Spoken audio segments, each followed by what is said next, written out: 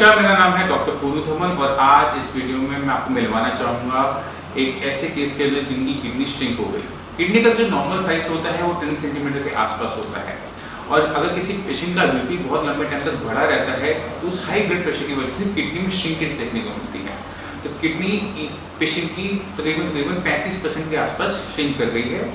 जो लेवल जो साइज उसका 10 सेंटीमीटर होना चाहिए था वो अब 6.7 6.3 है, जो काफ़ी रिडक्शन है साइज़ के अंदर। जैसे जैसे साइज़ छोटा होता चला जाता है वैसे वैसे किडनी की फंक्शनिंग कम होती चली जाती है और किडनी के लेवल बढ़ने शुरू हो जाते हैं। तो रजनी जी के पास चलते हैं और उनसे देखते हैं कि उनके लाइफ की जर्नी किडनी डिजीज़ को लेकर कैसे थी। तो रजनी जी, आपको कब पता लगा था किडनी खराब हो रही है? मार्च में जब मुझे फीवर हुआ था तो उससे पहले मेरा बीपी हाई हुआ था जनवरी में। ठीक है। तो मैंने बीपी हाई ब्लड आने लगा था नाक में से। ओके। चेक करवाया तो पता चला, डॉक्टर ने बोला कि आप अल्ट्रासाउंड करवाना एक बार। तो उस बीच फिर मैं थोड़ा बिजी थी, मार्च में जाके मैं दोबारा फीवर है बीमार हूँ तब मैंने अल्ट्रासाउंड करवाया। तो लेवल्स क्या थे? तब लेवल सी 9.7 के आसपास। और बीपी कितना रहा था उस टाइम में? 170। फिर आपने अल्ट्रासाउंड करवाया था? नीचे का भी बताओ। 170 है? 170 नीचे वाला पता नहीं। नहीं। ओके। और अल्ट्रासाउंड आपने करवाया था उसके बाद? हाँ। अल्ट्रासाउंड में क्या फाइंडिंग आई थी? एक तो मेरी किडनी श्रिंक हो गई थी किडनी श्रिंक हो गई थी और लेवल्स बढ़ गए थे क्रिएटिनिन। और तब लेवल क्या था क्रिएटिनिन का? 9.7। 9.7। और उसके बाद आप साइंस इंजीनियरिंग में कब आए? साइंस इंजीनियरिंग में 21 मार्च को। 21 मार्च को। अच्छा, आपने जो डॉक्टर्स को दिखाया था आपने अपनी क्रिएटिनिन की रिपोर्ट 9.7 आया था, क्या बोला था उन्होंने? डॉक्टर ने बोला था आपको डायलिसिस करवानी पड़ेगी जब तक हो सके, उसके बाद वो किडनी ट्रांसप्लांट के लिए बोल दिया, डायलिसिस के लिए बोल दिया। तो आपने डायलिसिस करवाया था उस टाइम में? एक बार करवाया। डायलिसिस आपने करवाया था, उसके बाद आप डायलिसिस की बात आ गए थे। हाँ। डायलिसिस के टाइम में आपने कोई दिक्कत महसूस की थी? नहीं, उस टाइम उस टाइम में कोई दिक्कत नहीं।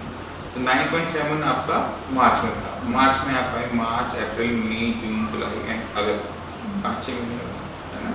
अब आपके लेवल कितने हैं? अब मेरे 4.4। 4। हमने 9.7 से 4.4 5-6 महीने में आ गए।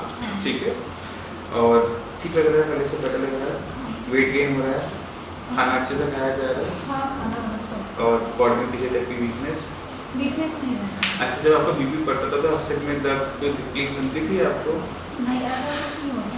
बीपी बढ़ रहा है, नाक से नसीर आ रही है, हाँ, खून आ रहा वापस है, ब्लड। तो पहले उससे पहले कोई सिम्टम आए थे आपको कि आपको सिर में दर्द महसूस हो रहा हो, आँख में दर्द महसूस हो रहा बस हो? बॉडी में स्वेलिंग रहती है।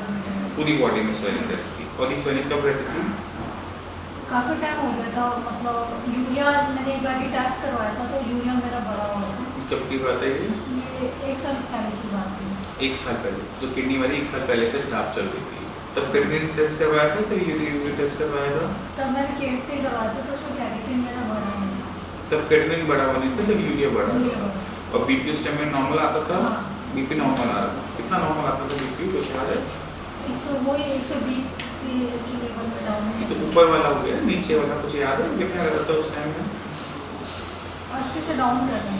अच्छा, अभी किडनी का साइज क्या है कुछ याद है आपको? नहीं, अभी तो मैंने आपको टेस्ट नहीं क्या? करवाया। लास्ट रिपोर्ट में कितना किडनी का साइज आया?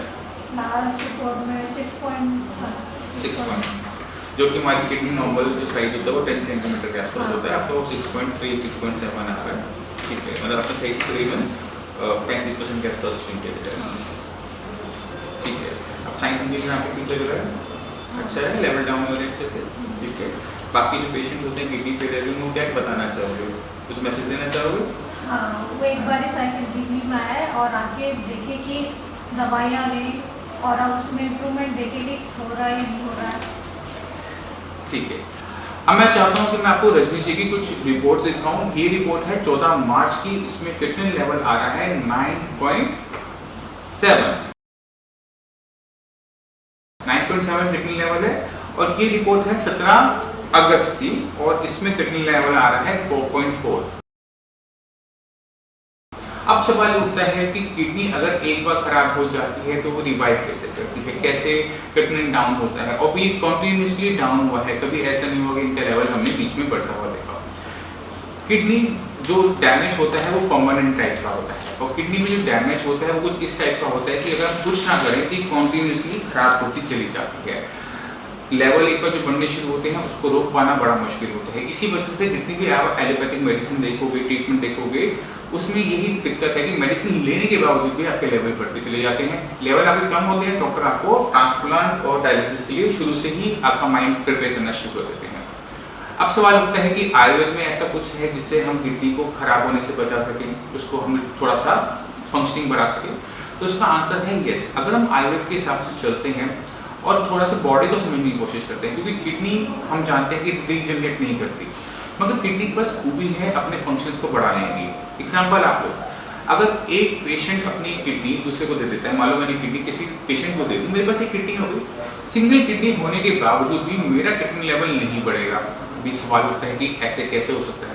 वो इसलिए होता है क्योंकि किडनी के पास खूबी है अपने फंक्शंस को बढ़ाने की, अपने कार्य करने की क्षमता को बढ़ाने की।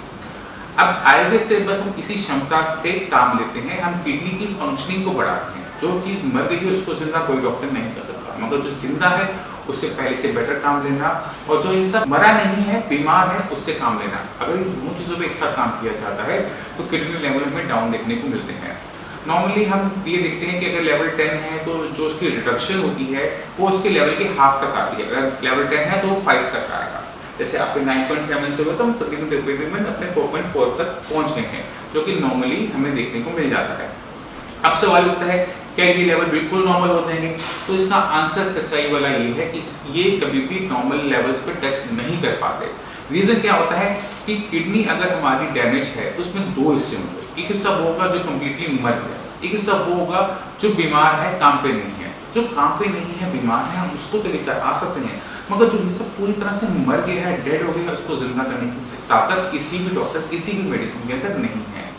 तो हम उस बीमार हिस्से को लाने की वजह से, किडनी की फंक्शनिंग को बढ़ाने की वजह से ये लेवल 9.7 से 4.4 पर आ गए हैं। अब एक बार आपके लेवल जब डाउन हो जाते हैं, वहाँ से जंग खत्म नहीं होती, वहाँ से हमारी जो जंग है किडनी फेलियर के साथ चलती रहती है। हमें अपने लेवल को मेंटेन करने के लिए कुछ चीज़ों का ध्यान रखना पड़ता है। जैसे रजनी जी की केस में बीपी की वजह से किडनी खराब हुई, तो हमें बीपी का कंट्रोल, बीपी पे लेवल पे चेक हमें हमेशा रखना है। नॉर्मली जो ब्लड प्रेशर होता है वो 120/80 होता है, वो नॉर्मल इंसान के लिए। मगर जब आप किडनी फेलियर के पेशेंट हो जाते हो तो ये जो ब्लड प्रेशर होता है ये हमें थोड़ा सा स्लाइटली लोअर साइड रखना पड़ता है। जैसे आपको नीचे का जो डायसिस्टोलिक ब्लड प्रेशर है वो 70-80 की रेंज में रखना है। 80 प्लस जाएगा तो किडनी को नुकसान होगा, 70-80 की रेंज में रहेगा तो वो हमारी किडनी बची रह जाती है। तो ये बहुत इंपॉर्टेंट चीज़ है। अगर आप डायबिटिक पेशेंट हैं तो आपको अपने डायबिटीज़ को बहुत अच्छे तरीके से मैनेज करना पड़ता है, क्योंकि शुगर बढ़ेगी, फिर से किडनी को नुकसान होगा, फिर से किडनी लेवल बढ़ेगा। इन दोनों के अलावा एक और बहुत इंपॉर्टेंट चीज़ होती है, वो है बाइकार्बोनेट्स। बाइकार्बोनेट्स क्या होते हैं उसको समझने की कोशिश करेंगे। जब हमारी किडनी खराब होनी शुरू होती है तो बॉडी में वेस्ट मटेरियल इकट्ठा होना शुरू होता है। इस वेस्ट मटेरियल को हम कैसे देखते हैं? किडनी में यूरिया के रूप में देखते हैं अपनी रिपोर्टों के अंदर। अब पेशेंट को रिपोर्ट देख के ये लगता है कि बॉडी में बस यही 2 वेस्ट मटेरियल बनते हैं और कोई वेस्ट मटेरियल नहीं बनता। मगर सच्चाई ये है कि जब किडनी खराब हो रही है तो किडनी और यूरिया जैसे हजारों टाइप के वेस्ट मटेरियल बॉडी में इकट्ठे होते हैं। अब हर किसी को लैब में टेस्ट करना आसान नहीं होता, तो हम क्या करते हैं, जिन चीज़ों को लैब में टेस्ट करना आसान है, यानी किडनी और यूरिया, उनको 2 को टेस्ट कर जान लेते हैं कि अगर ये 2 बढ़ रहे हैं तो इनके जैसे बाकी सारे वेस्ट मटेरियल भी बढ़ रहे होंगे। इनमें एक वेस्ट मटेरियल होता है एसिड। ये एसिड वो नहीं होता जो हम अपने पेट में, अपनी बॉडी के अंदर जलन में महसूस करते हैं। ये एसिड वो होता है जो हमारा हर एक छोटा छोटा सेल जब वो खाना खाता है तो बनाता है। और नॉर्मली किडनी वो ब्लड में इकट्ठा होता है, ब्लड किडनी में जाता है, किडनी उसको एसिड को बॉडी से बाहर निकाल देती है। ये एसिड जब आपकी बॉडी में इकट्ठा होना शुरू हुआ किडनी फेलियर की वजह से, तो ये एसिडिक ब्लड आपकी किडनी को और तेजी से खराब करता है, जिस कंडीशन को हम कहते हैं मेटाबॉलिक एसिडोसिस। तो अगर किडनी फेलियर का पेशेंट चाहता है कि किडनी उसकी आगे खराब ना हो तो 3 चीज़ें कान बांध के रख लेनी चाहिए। बीपी किसी भी कीमत में, डायसिस्टोलिक वाला खासकर 70-80 की रेंज में रहे। शुगर, फास्टिंग और पीपी हमेशा हर कंडीशन के अंदर 150 से नीचे रहे, चाहे आपके लिए उसको इंसुलिन लेनी पड़े। तीसरी इंपॉर्टेंट चीज़ है बाइकार्बोनेट्स की वैल्यू।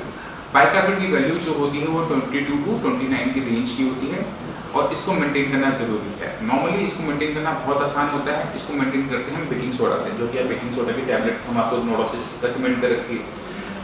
टैबलेट बहुत सिंपल सी है, मेडिसिन बहुत सिंपल सी है और उसका रोल बहुत इंपॉर्टेंट है। नॉर्मली जो पेशेंट किडनी फेलियर के आते हैं उनके अंदर ये मेडिसिन मिसिंग होती है, डॉक्टर ने जाने अनजाने में किसी न किसी रीज़न से वो पेशेंट को रिकमेंड नहीं की, और जैसे ही क्रिएटिनिन का लेवल 3, 3.5, 4 को क्रॉस करता है, हर किडनी फेलियर पेशेंट के अंदर क्रिएटिनिन का लेवल तेजी से बढ़ता देखने को मिलता है अगर ये मेडिसिन वहाँ पर प्लेस नहीं है। तो अगर ये आप मेडिसिन ले रहे हैं और इसकी अमाउंट आप चेक नहीं कर रहे, आप ब्लड की एसिडिटी को चेक नहीं कर रहे, बाइकार्बोनेट्स की वैल्यू को चेक नहीं कर रहे, तो कभी कभार क्या होता है कि ये बाइकार्बोनेट्स एसिडिक बने रहते हैं, कम पड़ जाती है मेडिसिन और किडनी आपकी फिर से खराब होनी शुरू हो।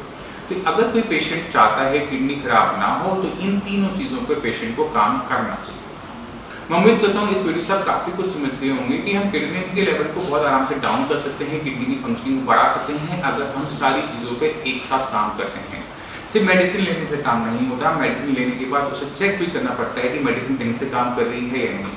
अगर पेशेंट सही तरीके से डाइट को फॉलो करता है, सही तरीके से मेडिसिन को फॉलो करता है और किडनी फेलियर कंसेप्ट को समझ लेता है तो उसकी लाइफ बहुत आसान हो जाती है। जैसे रजनी जी की एज 30 है, अब अगर हम इनको चाहते हैं कि ये 80 ईयर्स तक जाएँ तो 50 साल इनको नॉलेज चाहिए होगी, क्योंकि मैं हर टाइम इनके साथ नहीं रह सकता। ये वीडियो बनाने का सबसे बड़ा कारण यही होता है कि जो नॉलेज मेरे पास है वो नॉलेज आप भी ले सको और मेरे साथ आप भी अपने शरीर पर काम कर सको। क्योंकि आप मेरे पास महीने में एक बार आए, मैंने आपको मेडिसिन लिख दी, मैंने आपको चीज़ें एक बार समझा दी, वहाँ पर काम शुरू होता है, ख़त्म नहीं होता। क्योंकि घर जाने के बाद बीपी चेक करने का काम आपका है, जब आप KFT करवा लो साथ में सीरम बाइकार्बोनेट टेस्ट करवाने का काम आपका है। हम छोटा छोटा ध्यान रखते हैं, वो छोटा छोटा ध्यान बड़े बड़े फायदे में कन्वर्ट हो जाता है। इसलिए हम चाहते हैं कि आप अपनी तीनों चीज़ों पर ध्यान रखें, serum bicarbonate, BP and sugar, इसका ध्यान रखेंगे, आपकी किडनी आगे खराब होना बच जाएगी। रह गया सवाल क्रिएटिनिन को डाउन करने का, आप साइंस इंजीनियरिंग में आएंगे, आपकी पूरी मदद की जाएगी। अब इसी के साथ आपसे चलने की आगे चाहूँगा, मिलते हैं अगली वीडियो में, तो धन्यवाद।